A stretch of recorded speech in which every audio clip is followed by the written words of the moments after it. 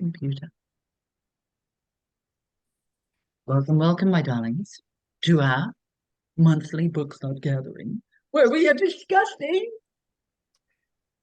the Midnight Library. Though I will say one of the reviews on the back that I loved, Matt Haig uses words like a tin opener and we are the tin.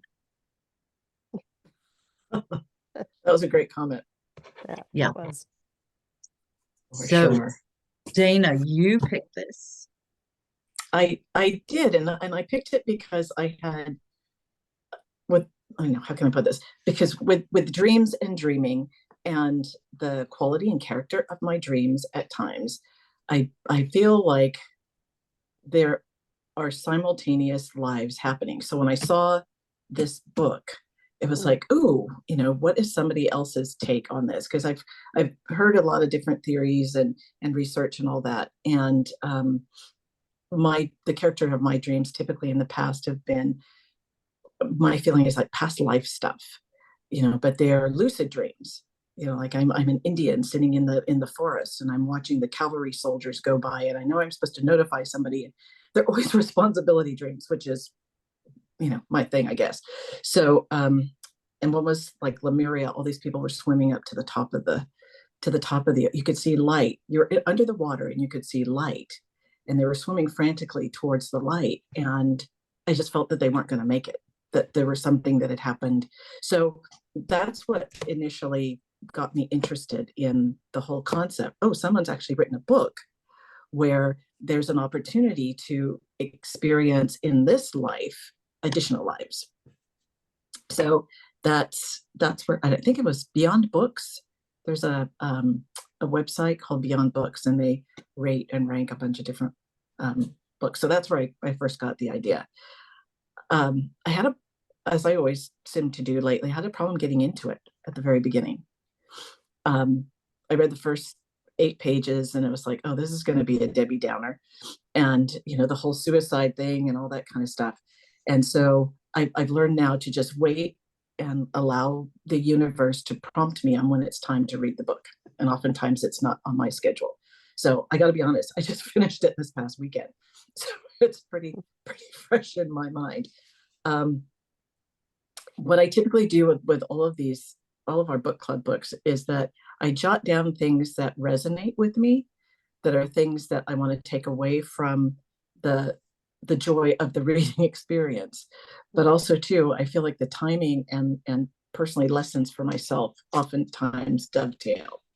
So the Book of Regrets being the catalyst for different choices kind of made sense to me. Mm-hmm. You can choose choices, but now outcomes was very poignant for this past Mercury retrograde. There was a lot of re-experiencing things that I know that on the one hand you're not done with, like, aka the root canal coming at 1:00 today. But I think sometimes, I know for myself, it's like I'm making this choice to manifest this particular outcome, which may or may not happen. I mean, typically for me it does, but sometimes when it doesn't, it's learning to be comfortable with, okay, well, this was just the next step on the road or on the path. I took this particular exit and I need to get back onto Interstate 80. This was not particularly the outcome or the direction that I meant to be going. The only way to learn is to live. I like that expression. In the face of death, especially violent death, life seems more attractive. So that kind of hearkened unto my dreams. A lot of times when I have these past life dreams, there's something going on in my current life where I'm thinking, some level of my subconscious is thinking, I don't need to deal with this shit. I'm done. And yet I realize, well, obviously you're not, because you're here. So let's, back it up a pace and then, take the necessary steps forward. I think my favorite expression was that the game is never over. The pawn is just a queen in waiting. And that really resonated with the game is never over, because I've always been more about the destination and not the journey. And currently in the process of trying to reframe and undoing some of that. The undoing of regrets is a way of making wishes come true. That one I'm sitting with a little bit. And it's interesting because I try not to have regret. I mean, I feel it, but it's a lesson that I'm still learning. So it's not what you look at that matters, it's what you see. Mm. And I could have used that phrase at the beginning of April to navigate some of this Mercury retrograde stuff in my personal astrology chart. Um, Interesting that when you jump lives or whatever, you took your route with you, but you were not aware of what was happening in that life. Mm-hmm. I found that really curious. I mean, it made sense to me, but it certainly was something to think about before you go jumping. You know, it's like you're making a choice again, but you're not guaranteeing the outcome. So um, overall, when I got into it, and I couldn't do anything else but sit and read, and to distract myself from the pain of the broken tooth and this little doohickey here, um, I I'm glad that we chose this. It's giving me a different perspective on how I approach or my intention in my dream life, as well as reminders for my waking life. But for me personally, it feels like more applicable to my dream life and lucid dreaming and the intention when you have the dreams and what to do with the information and the interpretation that you get afterwards. So Mm. I gave it 2 thumbs up. Awesome. Thank you, Dana. Mhm. Andrea, my darling. Well, hi, Judy, first. Yes. Oh, I didn't see you. Hi, Judy. Hello. I really like this book. I really have recommended it to people a bit, and just it's such an interesting concept to me. You know, it really kind of put a different spin on the multiverse and many lives and all of that, because I've never been one to think we only have one life. I truly believe we're a soul inhabiting a body. So if you do, you realize, oh, well, that doesn't mean everything's here right now, you know. Um, but also, um, I just thought it was really interesting the way he writes. Usually I'm not as comfortable with male writers for some reason. I've realized I'm much more comfortable reading a book written by a woman for some reason. Something in the way they write, it resonates more with how I look at the world, I think. But he came up with a lot of real pithy sayings and stuff like that that I liked without being too preachy. You know, there's a little bit of preachy in the book, but it's not real bad. I've read it twice now. Mm. So I read it before we had it because it was on the list and it looked interesting. And then I read it again for this. But it was good. It was really fun for me. Things like there's one part where he says, "Oh, I'm having," you know, she's I can't remember. It's right in the beginning of the book. "I'm having a pretty shit time too if we're doing the misery Olympics." And I love that because you know how people get into that whole my life sucks. No, my life sucks worse. That kind of thing. And at the time I read it, things weren't so good. Um, but yeah, it was really interesting to me how she made different choices in different lives too. It was like all of a sudden something was acceptable in a different life where it wouldn't have necessarily been in the one she was in just before it. And I loved how there was one point where it was like 2 pages. In one life, she was a swimmer. In one life, she was a this. In one life, she just kind of really going into that, where there's choices, there's choices, there's choices. And having lived doing and being many different people in your life is how we all live, really, whether we acknowledge it or not.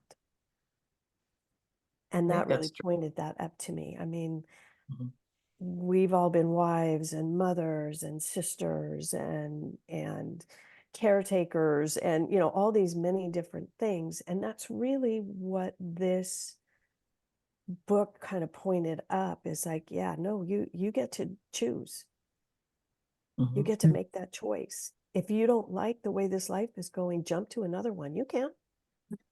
I mean, I'm definitely evidence of that. How many different things have I done? I'm talking about going back to doing, you know, accounting stuff. Oh God, why would I do that? But, you know, I mean, it's that kind of thing. I didn't like myself when I was doing accounting. But it's a job and they're willing to have me. And so maybe I do that for a little while. I Maybe can. I you can. do it differently. Yeah. Well, I'm not supervising anybody, and that'll probably help Oh, for sure. a lot. Because I really didn't like being a supervisor for people. Like, would you please just do your job? You know, but yeah, no, I really liked, yeah, you can choose choices, but not outcomes. That really spoke to me too, Dana. Mhm. Mhm. That really did. It was like, yeah, boy, I needed to have somebody say that, I think. Mhm. And maybe earlier in my life would have been I hear you. better. Because I really tried for those outcomes. But yeah, you know, life begins on the other side of despair. You don't have to understand life, you just have to live it. You know, all of these little pithy sayings were just, you know, yeah. I liked, you know, it was interesting too. It's like it seemed like the more lives she lived, the harder it was to feel at home anywhere. Mm-hmm. Mhm. I think we've all kind of felt that sometimes. It's like, yeah, I got to get to where I'm feeling at home here, unless you've stayed in the same place your whole life. I mean, Mhm. having just moved, that really spoke to me because this used to be home Mm-hmm. and it's just Mhm. gotten to be home again. It Mhm. really isn't, you know, almost any place can be home to me at this point. But this place was home for 20 years. And it's like, oh, now it's starting to be home again. That's good. Mhm. That's good. Good. Yeah. But yeah, no, the prison wasn't the place, but the perspective, you know, like I said, all those little sayings, they kind of went, oh yeah, oh yeah. It was nice. You know, it's kind of nice to have those in your back pocket a little bit. You know, they come up Mhm. in your brain every now and again. It's like, wait a minute, if I change my perspective, maybe this whole thing will look different.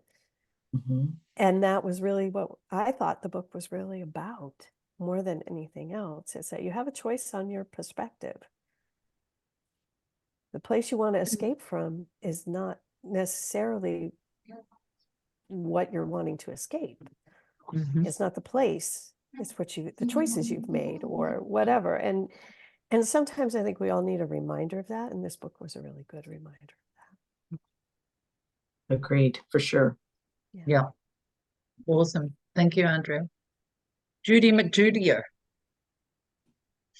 Yes. I really liked this book.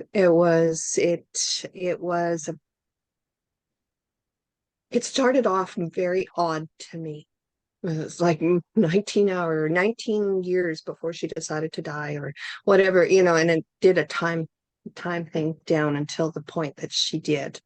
And the progression of the spiral down was interesting to watch. It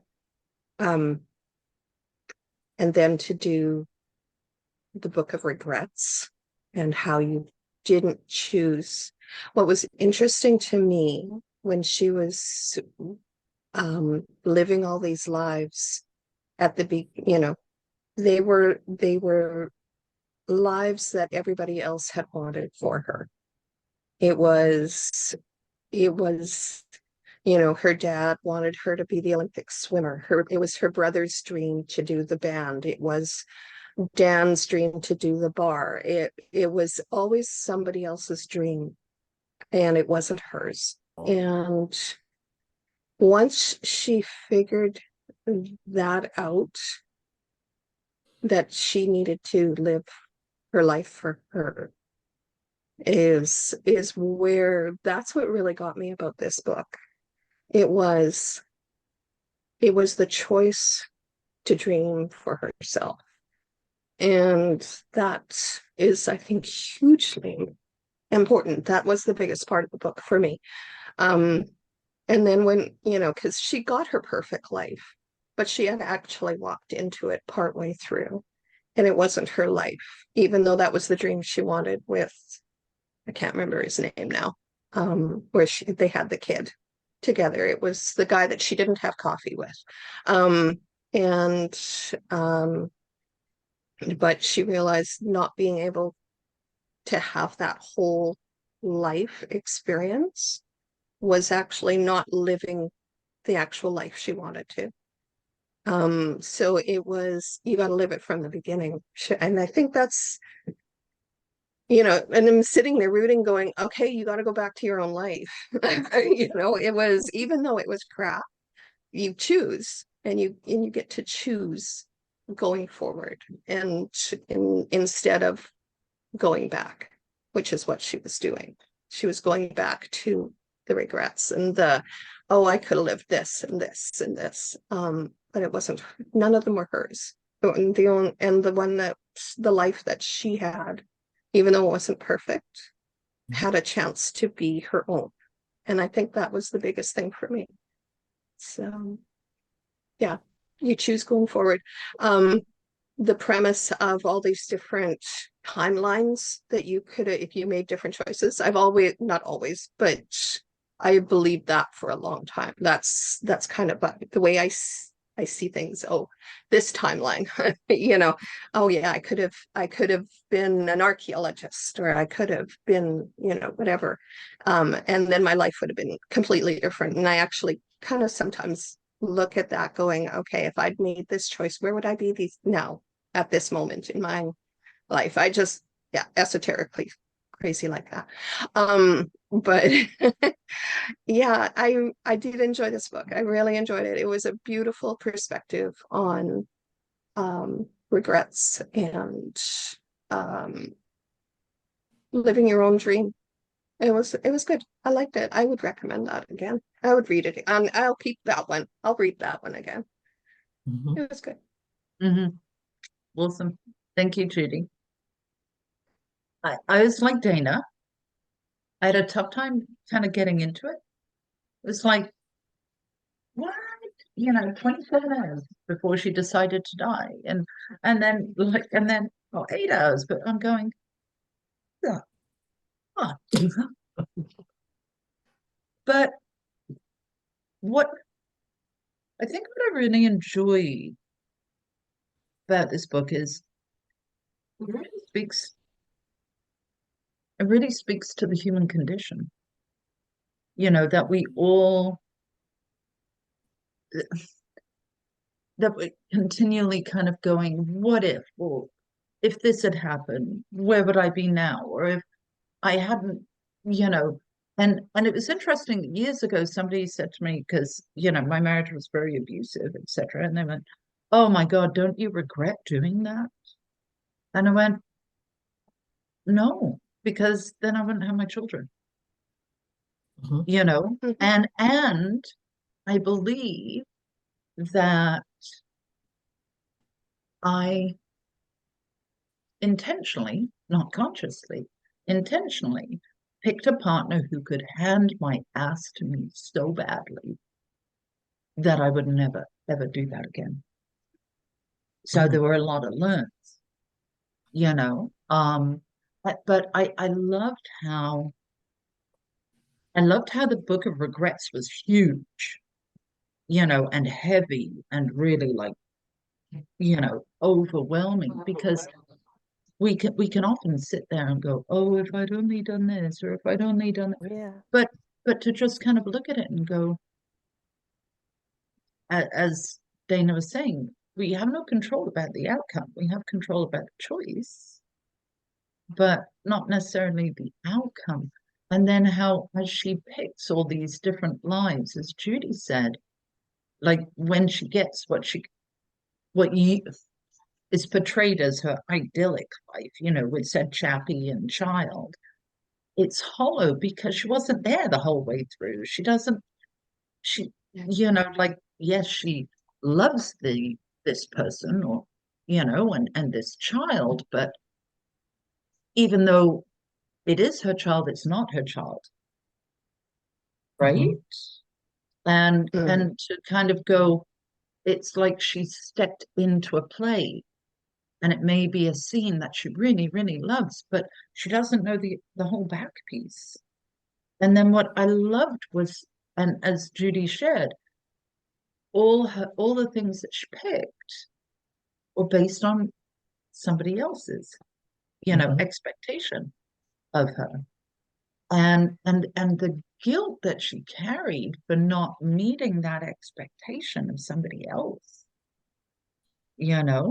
and so I found it interesting that when she came back to her own life, the first life, how the neighbor was so glad, like how she went to the neighbor, the little old man that she would pick up his medicine for, and how he was so relieved that she was there, and how her brother was like, no, I didn't actually really want to do this, or, and all those pieces that she had been missing because, as he said, the perspective, right? And so it also made me very aware, like having worked with people who, have been suicidal or have suicidal ideation, they can't see the impact that their beingness has on the world around them. Like how many other people would really miss them if they weren't there, and so it was very, I found that very poignant. And I mean, I love the whole concept because I too believe, like I often wonder if the life that we're living is somebody else's dream. And, like, okay, can I program them to do this piece with me in their dream? Like, can I kind of subtly,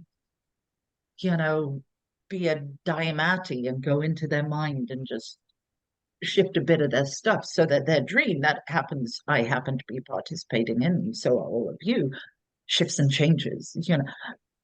That's kind of one of the concepts I work with. But then I go, yeah, what if you wake them up and they're like, oh, I'm bored with that character?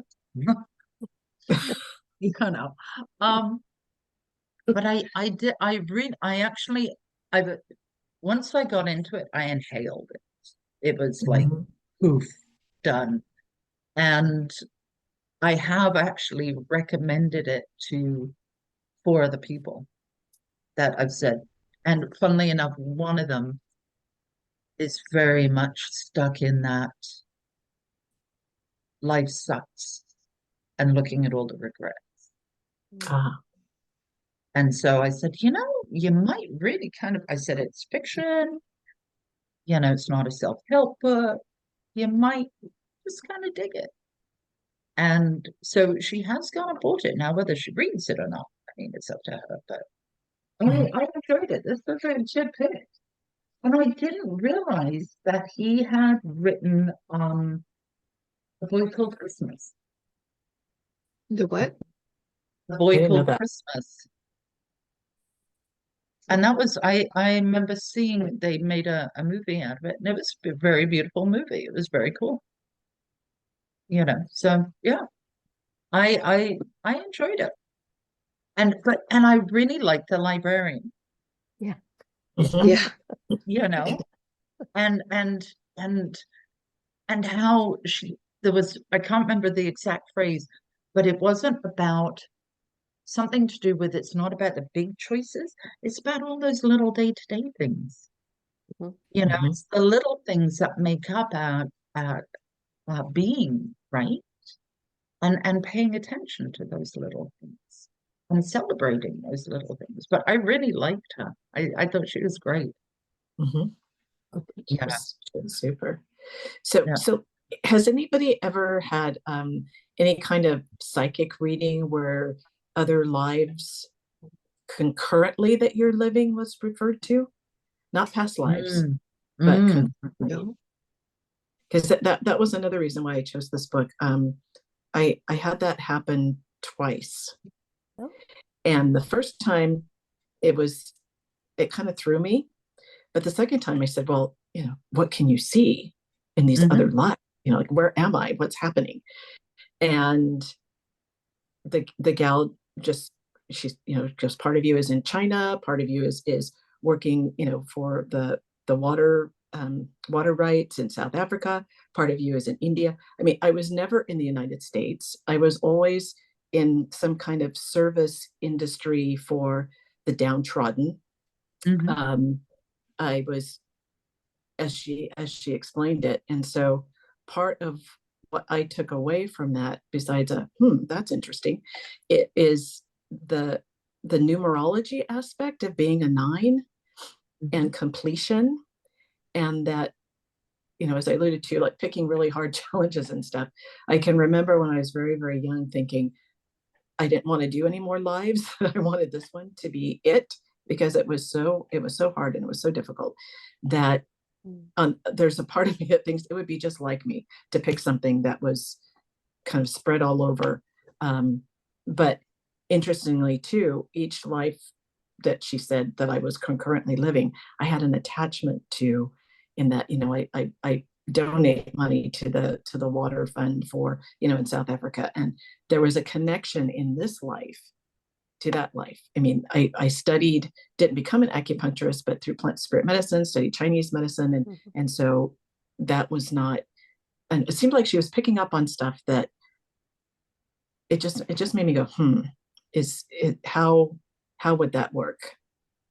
And again, it's somebody else's perspective, but I find it really intriguing. And that was another reason why I had chosen this, which I completely forgot till just now. And having traveled a lot when I was a kid.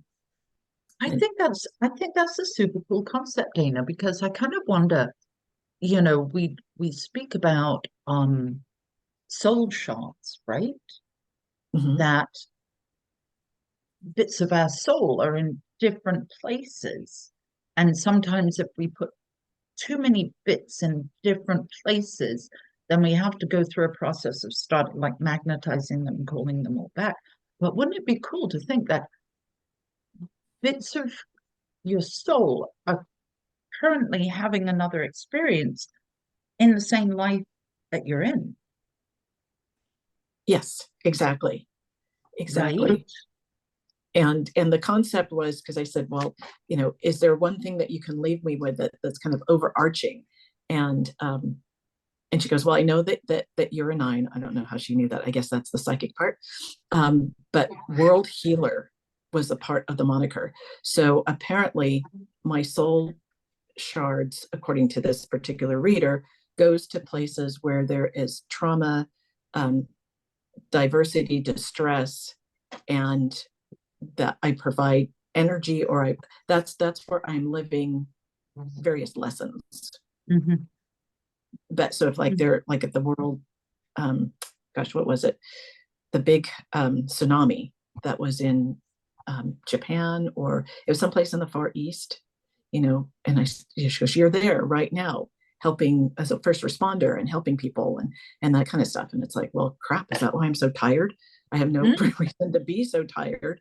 And again, I get so, how can I put it? There's the intuitive, yeah, that feels like that could be true. And my head that just goes, bullshit. How is that even possible? Which then makes me want to go and do some research to kind of get my mind around the concept, because perhaps that's a lesson too. So my husband calls it a whole different level of crazy that he loves me for. So what can I say? Well, that's good. But then no, coming back to that, Dana, which is okay. I'm sure all of us have had this experience where you're moving through your day and there's we have a feeling, and I know that sounds really insipid, but there's a feeling in our body, in our being, that we cannot explain where it's come from. Hmm. And so if there was a soul shot of you having that experience and they were feeling that, then you would feel that. Yeah, that's true, Jenny. And yet there's a part of me that feels like, is it like a two-way street? Right? Like it, yes. Yeah. Right. So what energy, I mean, that's energy that's coming this way. What's coming back the other way? Mhm. And so that's where the water project, I typically don't, I'd like to more donate my time than dollars. Mhm. But there are times where it's like, no, I really need to support this. Well, is that a part of the connection and the Mhm. belief about, like, I'm having this African water project experience, so I kind of feel like this would be my root life. Do I make it easier, or do I somehow try to facilitate what's happening from this life to make it potentially easier, or supporting this Mhm. other piece of energy. Mhm. So I don't know. It opens up the arena for more questions than answers, but it's something that, when I hear it the third time, then maybe my mind will go, yeah, that's quite possible. Mhm. But two different in different times. So the last reading that I had was last year, and then it was before the pandemic.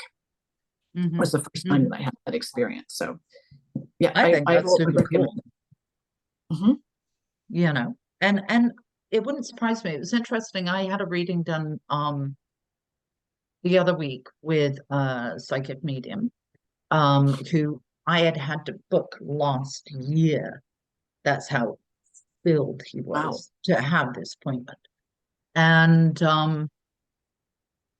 and I'm kind of like you, like if I look at my numerology, I have a very strong arrow of skepticism.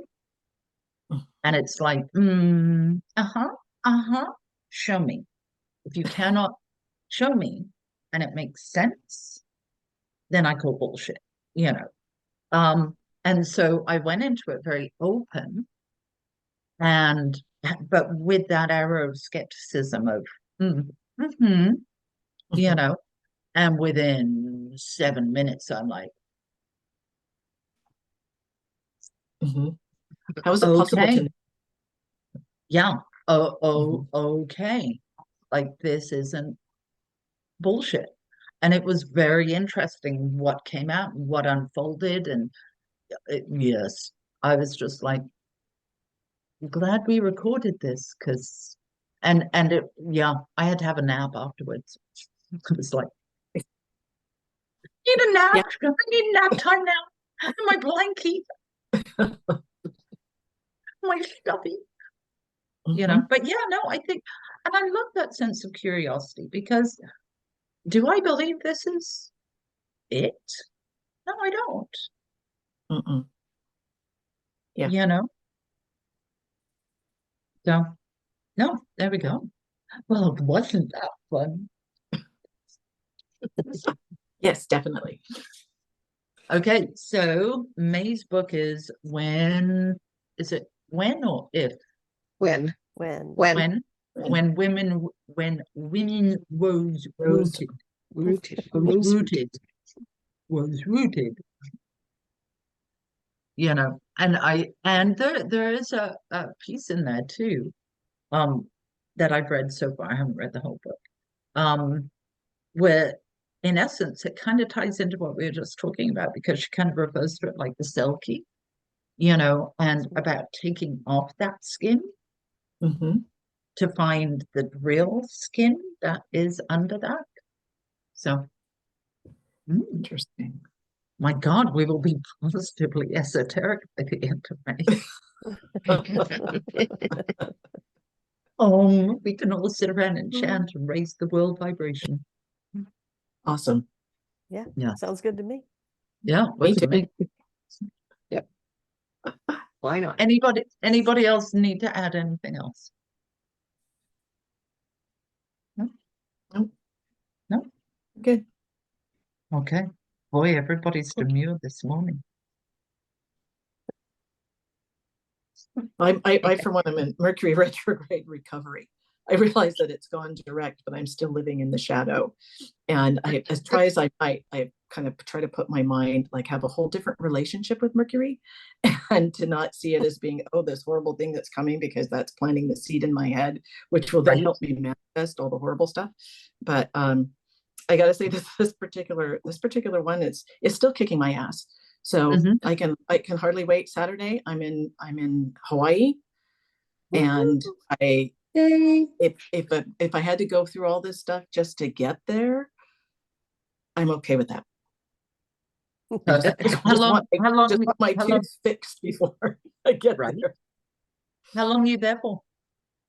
This is the shortest time I will have ever been. It's only for 9 days. Again, the number 9. And it's some, my husband wanted to go marlin fishing with a friend of ours that lives on Maui. And so Rachel and Mike are coming and staying with us.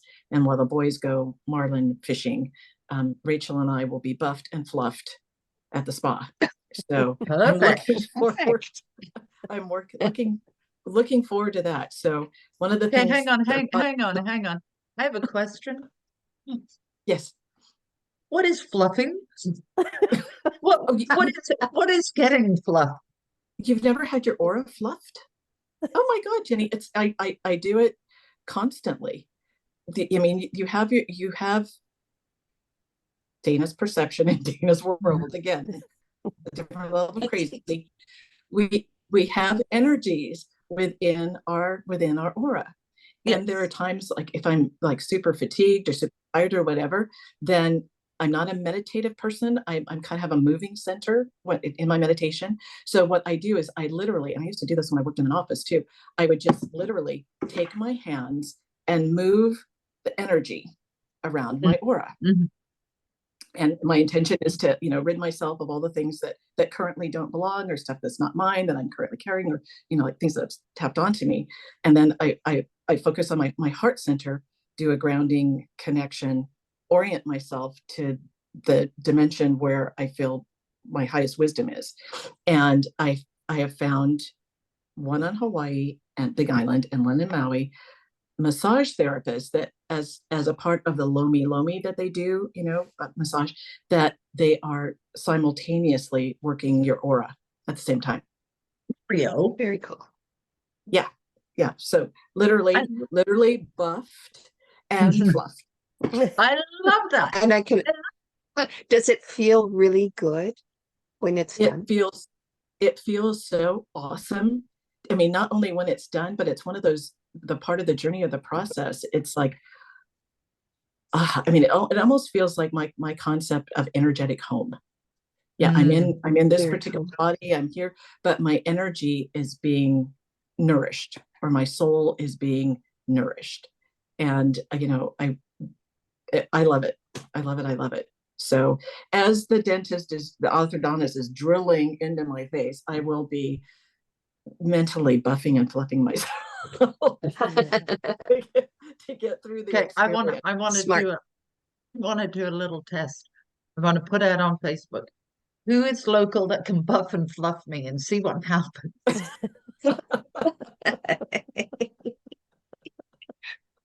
May get a few propositions, you never know. I'm kind of curious.